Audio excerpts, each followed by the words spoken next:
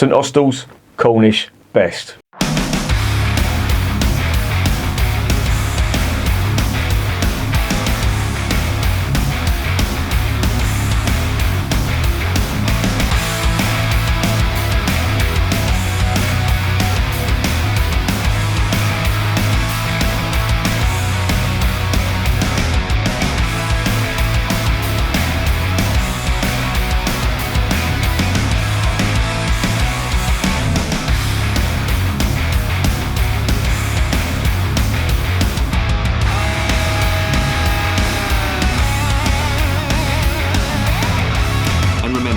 Life is too short to be drinking shitty beer.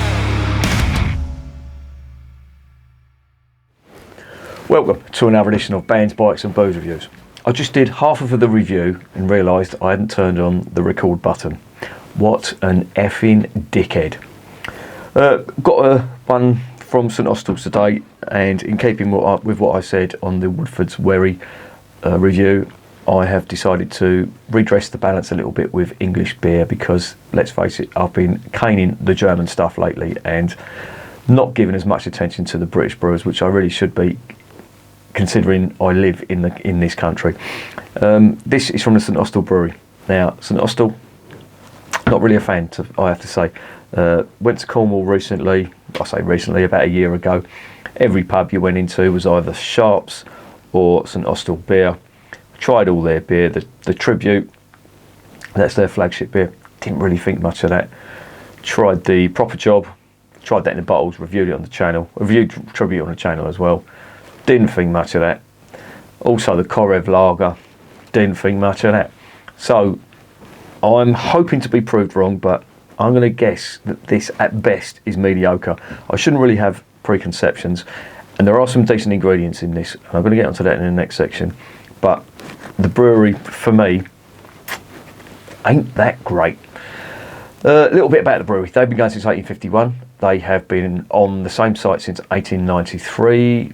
As I mentioned, their flagship beer is Tribute, and that was brewed to commemorate a solar eclipse. It was called Daylight Robbery, and it became so popular that they decided to brew it as a part of their core range, and it's eventually become their flagship beer. Unfortunately, the head brewer died in 2020. Had a long battle with cancer, unfortunately, which, that's pretty tragic. And whether you know or not, St Austell are quite a successful brewery. They own 190 pubs, and they've taken over the Bath Ales brewery, which is based in, as the name would suggest, in that part of the world, Bath. And the head brewer from the Bath Ales brewery has become the head brewer of St Austell now, and that's a good sign because I've reviewed the amber ale that they do, the Bath Ales Gem. That was a fantastic amber ale, or bitter as I like to call them, which is what they are, and that's so good I put it up against and head-to-head against Timothy Taylor Landlord. And if I'm doing a head-to-head, it's the best of the best. 10 out of 10s slugging it out with each other.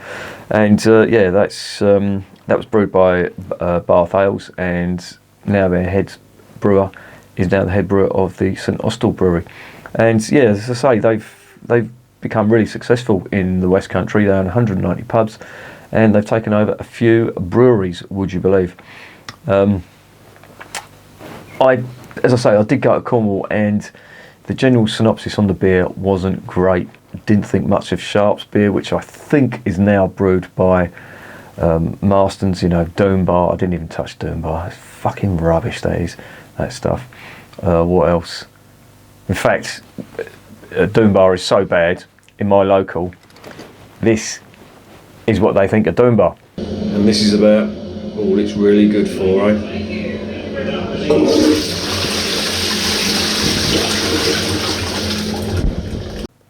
It's a crap beer in my opinion. It's just so generic, flavourless, boring, shite is what I think of that. If you like it, fair enough. Who am I to argue? But that is my opinion of Doombar. Anyway, I'm treading water a little bit here, but let's go on to the next section because the ingredients are quite good, and I want to get down to the nitty-gritty with the ingredients.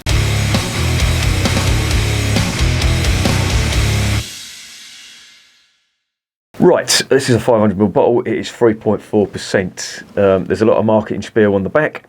I'm not going to go into that because it is effing well meaningless. Crafted ale, it's got on the side, Cornish best crafted ale. Crafted ale, I fucking hate that term. Don't call it crafted. It's not crafted. Oh, don't get me started on that. The ABV 3.4, so it is at the bottom of the ABV scale. An easy drinking ale is what they build this as, and with that ABV, then yeah, I would go along with that. There is some interesting ingredients here. Let's start with the malt. So you've got black malt, which is, to you and me, that is roasted malt, and that would give it a little bit of bitterness and a little bit of colour as well. However, I don't think there's much of it in here because of the quite strong flavours on that, and if it's a bitter, you don't really need a lot of roasted malt, well, certainly not black malt anyway.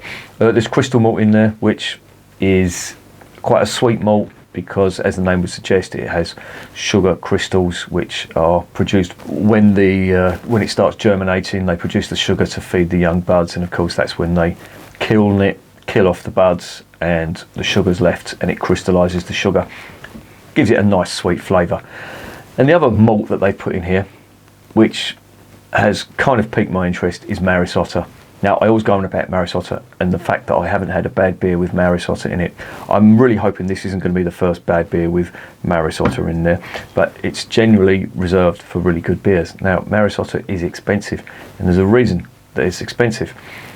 The sole owners of the trademark for Maris Otter and of supplying Maris Otter malt are down to two companies, H. Banham Limited and Robin Apple Limited, and they are the sole traders of, and they own the trademark of Maris Otter. And Maris Otter was developed, I think, in the 50s, not sure, I think it was around there, in the Plant Breeding Institute, which is based up in Cambridge, and it's based near a place called Maris Lane, hence the reason it's got the term Maris in it. Don't know why it's called Otter, who knows, can't give you that information, but that's why it's called Maris Otter. It's generally expensive, and this isn't the original Maris Otter that was grown. They've got an ongoing concern with it. They're making it more resilient, making it basically taste better, and it's more or less used just for brewing. So it's a specialist brewing malt, and that's why I get slightly excited when I see that in a British beer.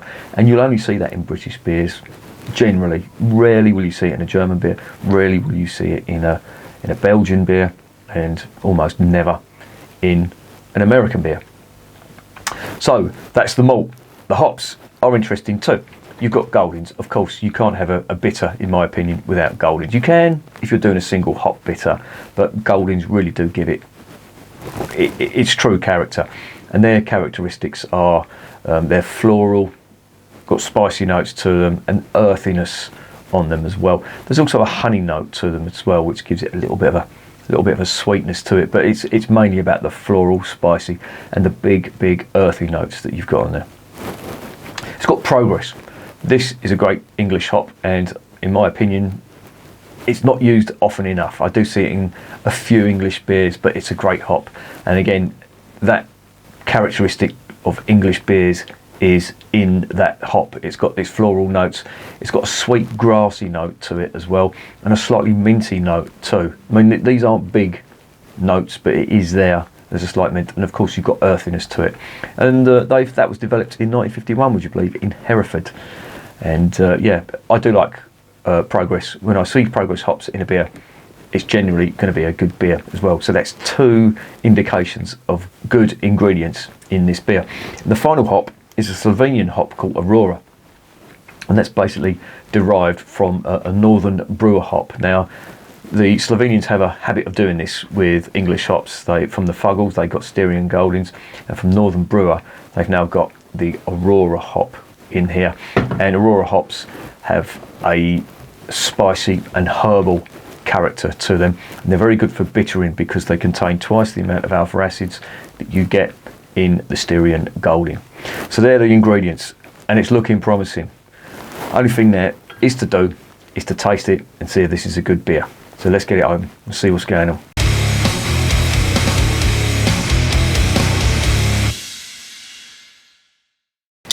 Looking forward to this. It's talking a good fight. However, it's St Austell. If it was any other brewery, I'd be really excited. But St Austell, I have to reserve judgment till I taste it because, yeah, come on, autofocus. There's the cap. Cool. Right, let's get it into ye olde glass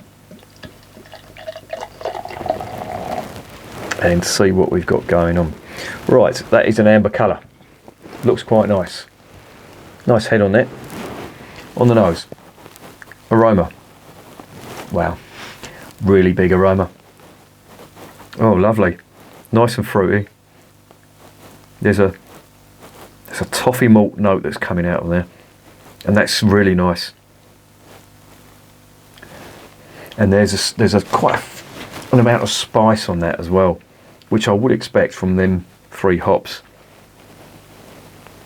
But it smells promising, which is unusual because, as I say, St Austell usually lack aroma in their beers.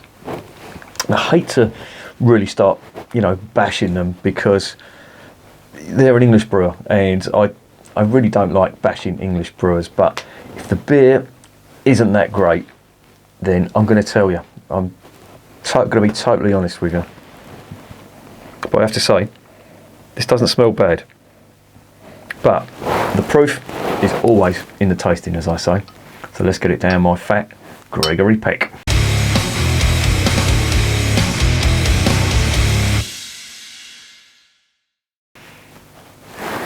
Bottoms up.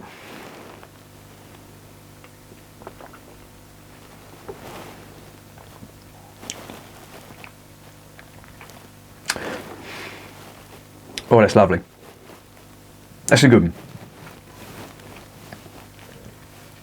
Yes. That is coming across as a very, very nice bitter, and at 3.4%, there is a lot of flavour in that, and it's good. And I'm just relishing the finish on there. There is a fair amount of biscuit malt on that finish as well, but on the palate, it's all about the spiciness and the toffee malt. This is good. I like it.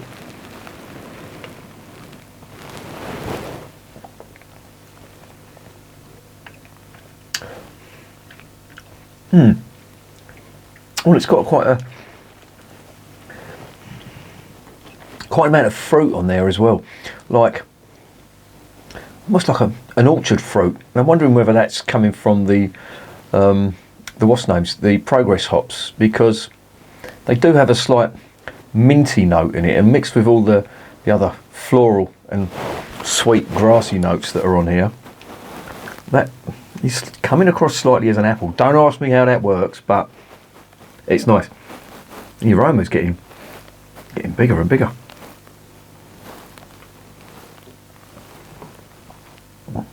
Lovely mouthfeel as well. The body slightly weak. This is at cellar temperature. I took this out of the fridge and left it for a while, and this is perfect temperature, so I am getting all the flavours, and it's quite complex, I have to say. Very nice though. I am liking this. There it is in the glass. Nice head on that, and it's also got a fair amount of carbonation in there, but the mouthfeel is really nice.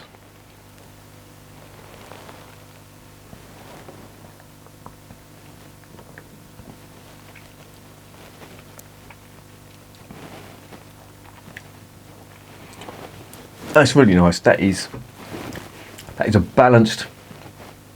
Oh, and the finish on it is really nice too. That's really good, I have to say.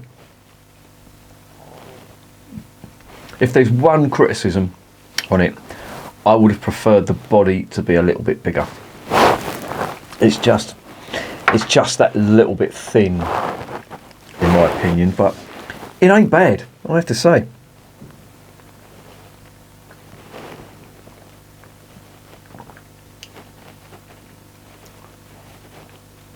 Loving the malt, and again, I'm gonna reiterate how good Maris Otter malt is in a beer, in an English beer, and especially a bitter. Now, it's not the saving grace of a beer. It's not like the American hop panacea. If you just put Maris Otter in a beer, it's going to save it.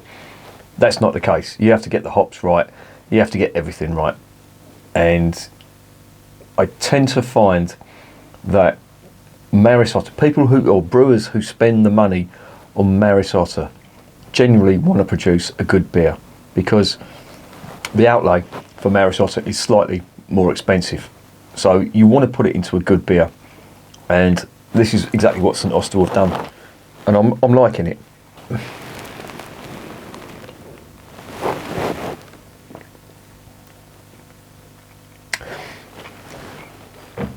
The flavours are there, don't get me wrong. However, there are bigger flavoured beers out there, usually higher ABV as well. And of course there are bigger flavoured beers, but in the session bitter stakes, who would you say? Well, you could argue London Pride is a bitter. I would say it's more of a, well, they're calling it everything now, an amber ale. Give it time, they'll start calling it a pale ale. But London Pride, for all its faults, and I know there's people out there who say that the recipe's changed and it ain't what it used to be. That may be the case, but I still think it's got a little bit more flavour than this. The Bath Ales is a better beer, in my opinion. The Bath Ales Gem, that's a better beer than this, but it's not bad. This isn't a bad beer.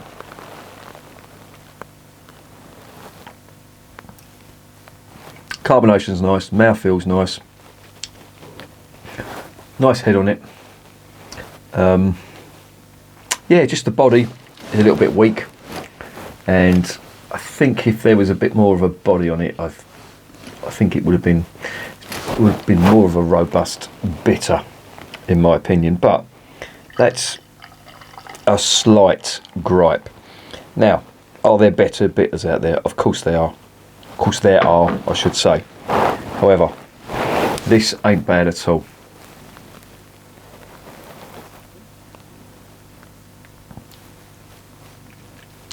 Yep, no complaints.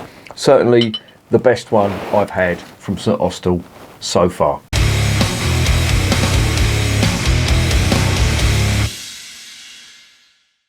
So, what is the verdict on Cornish Best from St Austell? Well, yeah, I had a few misgivings about St Austell beer. Tried it on cask, tried it on keg.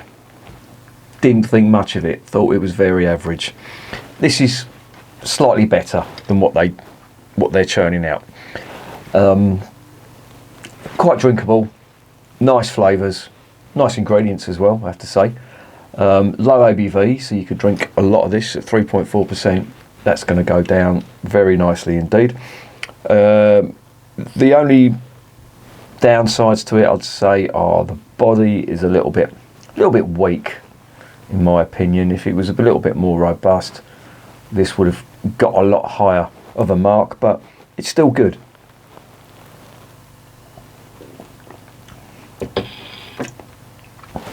Easy drinking, no nasties in there whatsoever. As I say, not the best. I've tasted much better, even from their own portfolio. You're not going to go wrong with that Bath Ales Gem. That's a fantastic ale, bitter, call it what you like. But this is nice. It's got the characteristics of a reasonably good bitter, and I would maybe buy this again. I would have no inhibitions about drinking this again if there was nothing else. However, I've just remembered where I bought this. I bought this from Morrison's. Now, if you walk down one of the bigger aisles in Morrison's, you're going to be spoiled for choice with the selection they've got. They've got Old Peculiar, Adnams Broadside, Bath Ales Gem, and that's just three. They've got London Pride there as well. My local's got all the Shepherd Neame stuff, so yeah, I really am spoiled for choice. They've got Bishop's Finger there now in brown bottles as well. So yeah, not really much of a chance for the Cornish Best to be bought again if I'm buying it there. But if I was out and about and this was the only one, then yeah, I wouldn't really turn my nose up here. I'll tell you what mark I'm going to give it. I'm going to give it a 7 out of 10 because it's nice, no nasties, Nice ingredients, balance is good, flavour is there, finish is quite nice.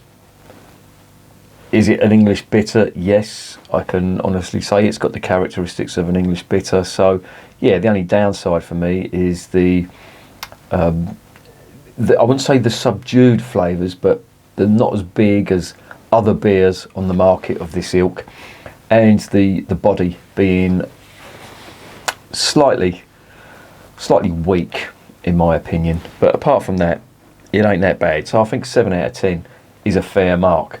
And if you live in the West Country, I'm sure you can pick this up relatively easy. Not sure how you're going to fare further up the north of the country, but we can get it here. And yeah, it ain't bad, I have to say. Not bad at all. If I wanted a low ABV drinkable beer that I could just chuck, and if I didn't want to get too at me nut, then yeah, I probably would buy that actually. So yeah, that's probably the only circumstance that I would. Because all the other beers, you know, Old Peculiar is quite hefty, Broadside is quite hefty in the bottle as well, and Hook Norton I think is 5%. So yeah, Hook Norton's there as well with Morrison's. So yeah, it doesn't really compare with them, but it ain't bad for a 3.4% bitter. That is not bad. And remember, beer is working class champagne.